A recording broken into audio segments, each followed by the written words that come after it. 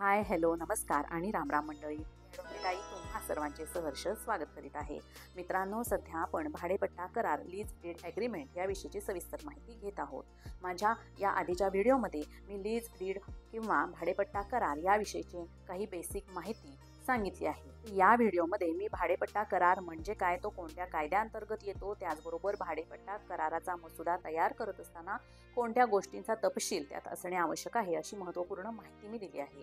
या व्हिडिओची लिंक मी वरती आय बटनवर आणि डिस्क्रिप्शन बॉक्समध्ये देत आहे. तो व्हिडिओ तुम्ही जरूर बघा आणि त्यानंतर हा व्हिडिओ जर तुम्ही बघितला तर तुम्हाला दोन्ही व्हिडिओ अत्यंत नीटपणे समजण्यास सोपे जाईल. ज्या व्हिडिओमध्ये आपण हे सर्व मुद्दे बघणार आहोत. यात नंबर 1 ला आहे तो म्हणजे भाडेपट्टा करार आणि भाडे करार या दोन्हीमध्ये फरक कोणता आहे. नंबर 2 म्हणजे भाडेपट्टा करारावर किती मुद्रांक शुल्क आणि नोंदणी शुल्क भरावे लागते. आणि नंबर 3 भाडेपट्टा कराराचा मसुदा तयार झाल्यानंतर त्याच्या रजिस्ट्रेशनसाठी नोंदणीसाठी कोणती आवश्यक कागदपत्रे गरजेची आहेत याविषयीची सविस्तर माहिती आजच्या व्हिडिओमध्ये आपण बघणार आहोत. तुमचा फार वेळ न घेता सुरू करूया आजच्या व्हिडिओला.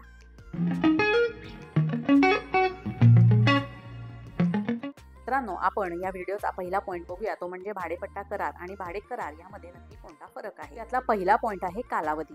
मित्रांनो, भाडेपट्टा करार हा दीर्घ कालावधीसाठी केला जातो. म्हणजे 12 महिन्यांपेक्षा जास्तीत जास्त कालावधीसाठी जर करार करायचा असेल, कोणती मालमत्ता जर भाड्याने द्यायची असेल तर त्यासाठी भाडेपट्टा करार केला जातो. या उलट भाडे करार मात्र 12 महिन्यांसाठी जर मालमत्ता किंवा घर किंवा जागा भाड्याने द्यायची असेल तर हा भाडे करार केला जातो. आता पुढचा मुद्दा येतो तो म्हणजे नोंदणी. भाडेपट्टा करार हा दीर्घ कालावधीसाठी केला जात असल्यामुळे त्याची नोंदणी करणे कायदेशीररित्या बंधनकारक आहे, कायद्यानुसार अनिवार्य आहे. समजा भाडेपट्टा कराराची नोंदणी त्या कायद्यानुसार केली नाही तर त्या भाडेपट्टा कराराला कायदेशीर वैधता प्राप्त होत नाही. आणि या उलट भाडेपट्टा हा जो करार आहे तो अत्यंत कमी कालावधीसाठी असतो आणि त्यामुळे त्याचं रजिस्ट्रेशन किंवा त्याची नोंदणी करणे अनिवार्य किंवा गरजेचे नाही. समजा तुम्ही भाडे कराराची नोंदणी केली तर ते खूपच भविष्याच्या दृष्टीने खूपच चांगले होईल किंवा तुमच्या सुरक्षेसाठी एक चांगला योग्य मार्ग असू शकतो. परंतु समजा भाडे कराराची नोंदणी तुम्ही केली नाही तरी सुद्धा त्याला कायदेशीर वैधता प्राप्त होऊ शकते. पुढचा मुद्दा आहे तो म्हणजे मालकी हक्क आणि मालमत्तेची खरेदी. आता हा जो भाडेपट्टा करार आहे, या भाडेपट्टा कराराचा जो कालावधी आहे तो कालावधी संपेपर्यंत जे जागा घर भाड्याने दिलेली आहे त्या जागेचे किंवा मालमत्तेचे मालकी हक्क हे पूर्णपणे या भाडेकरूवर असतात. हा उलट भाडे करारामध्ये मालमत्तेचा हक्क हा फक्त आणि फक्त घर मालकाकडे असतो. त्यामुळे या भाडेपट्टा करारामध्ये समजा त्या भाडेकरूला जर लीज डीड संपल्यानंतर ती मालमत्ता खरेदी करायची असेल तर ती मालमत्ता खरेदी करण्याचा हक्क या भाडेकरूला या भाडेपट्ट्या करारामध्ये आहे. आणि या भाडे करारामध्ये मात्र भाडेकरूला ती प्रॉपर्टी खरेदी करता येत नाही. त्याचा मालकी हक्क हा पूर्णपणे घर मालकाकडेच राहतो. पुढचा मुद्दा बघूया तो म्हणजे देखभाल. भाडेपट्टा करारामध्ये काय होतं तर भाडेपट्टा करारामध्ये प्रॉपर्टीची किंवा मालमत्तेची पूर्णपणे देखभाल करण्याची जबाबदारी ही भाडेकरूची असते. आणि या उलट भाडे करारामध्ये प्रॉपर्टीची जागेची पूर्णपणे देखभाल करण्याची जबाबदारी ही घर मालकाकडेच असते. शेवटचा मुद्दा तो म्हणजे बदल. आता या भाडेपट्टा करारामध्ये जर समजा भाडेपट्टा कालावधी संपुष्टात आणण्याआधी कोणताही जर बदल घर मालकाला किंवा भाडेकरूला करायचा असेल तर तसा बदल करण्याची परवानगी कायद्यानुसार नाही. त्यामुळे भाडेपट्टा करारामध्ये वेळेच्या आधी तो कालावधी संपुष्टात येण्यापूर्वी कोणताही बदल शक्यतो करता येत नाही. या उलट या भाडे करारामध्ये काय होतं तर भाडे करारामध्ये त्या कराराच्या जो 11 महिन्यांचा कालावधी असेल किंवा 12 महिन्यांचा कालावधी असेल या कालावधीमध्ये घर मालकाला त्या करारामध्ये काही बदल गरजेचे असतील तर ते करता येऊ शकतात. मित्रांनो, आता व्हिडिओचा पुढील महत्त्वाचा भाग बघूया तो म्हणजे भाडेपट्टा करारावर किती मुद्रांक शुल्क आणि नोंदणी शुल्क आकारले जाते. तर महाराष्ट्र राज्यामध्ये नोंदणी कायद्यानुसार मुद्रांक शुल्क हे साधारणपणे 0.25 ते 5% इतके आकारले जाते. आता हे मी तुम्हाला एका उदाहरणासहित स्पष्ट करण्याचा प्रयत्न करते. समजा माझी एक जागा आहे किंवा मालमत्ता आहे जी मी भाड्याने लीज डीडवर दिलेली आहे. आता हा लीज डीड जो कालावधी आहे तो 10 वर्षांचा आहे आणि प्रत्येक वर्षाचे भाडे जर 1 लाख रुपये माझे असेल तर 10 वर्षांचे भाडे हे 10 लाख रुपये झाले. मग आता या भाड्यावर 0.25 ने जर कॅल्क्युलेट करायचे झाले तर मुद्रांक शुल्क 2500 रुपये इतके मला या भाडेपट्टा करारावर भरावे लागते.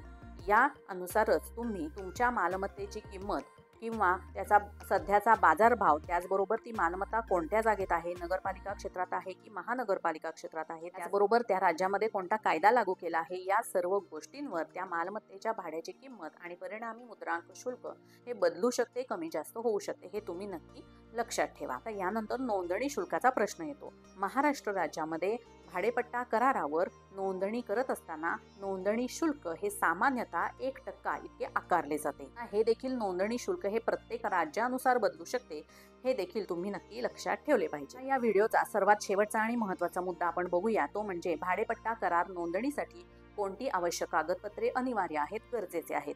तर या सर्व कागदपत्रांची लिस्ट मी तुम्हाला देत आहे. घर मालक आणि भाडेकरू यांचा ओळख पुरावा जसे Aadhaar card, driving licence, passport, photo. दोन्ही पक्षांकडून अधिकृत स्वाक्षरीकर्त्याचा पत्ता पुरावा. दोन्ही पक्षांकडून अधिकृत स्वाक्षरीकर्त्याचे पासपोर्ट आकाराचे रंगीत फोटो. येथे अधिकृत स्वाक्षरीकर्ता म्हणजे 2 साक्षीदार असा होतो. जर मालमत्ता व्यावसायिक असेल तर कंपनीचे पॅन कार्ड आणि शिक्का. मालकीचा मूळ पुरावा, कागदपत्रे. मालमत्तेचे दस्तऐवज जसे भाडेपट्टीवर मिळणाऱ्या मालमत्तेची कर पावती, भाडेतत्वावर दिलेल्या मालमत्तेचा नकाशा, योग्य किमतीच्या स्टॅम्प पेपरवर छापलेला भाडे करार, पॉवर ऑफ अटर्नी जर अधिकृत एजंट किंवा वकिलांद्वारे सही करत असाल तर, सोसायटी किंवा घर मालकाकडून ना हरकत प्रमाणपत्र. जर कंपनीचा सहभाग असेल तर बोर्ड रिझोल्यूशन किंवा ऑथोरायझेशन लेटर. भाडेपट्टा कराराची एक प्रत. सरकारने जारी केलेले एन्कम्बरन्स सर्टिफिकेट. ज्या राज्यांमध्ये मालमत्ता पडताळणीसाठी हे सर्टिफिकेट गरजेचे आहे त्या ठिकाणी.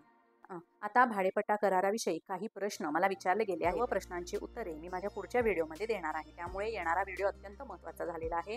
तो व्हिडिओ पाहायला तुम्ही विसरू नका. माझा आजचा व्हिडिओ तुम्हाला आवडला असेल तर लाईक, शेअर आणि सबस्क्राईब करायला देखील विसरू नका. ॲडव्होकेट आई या चॅनलद्वारे मी मराठीमध्ये सर्व कायदेशीर माहिती अत्यंत सोप्या भाषेत, मराठीमध्ये आणि अत्यंत कमी वेळात सांगण्याचा प्रयत्न करत असते. भेटूया माझ्या पुढच्या व्हिडिओमध्ये. धन्यवाद.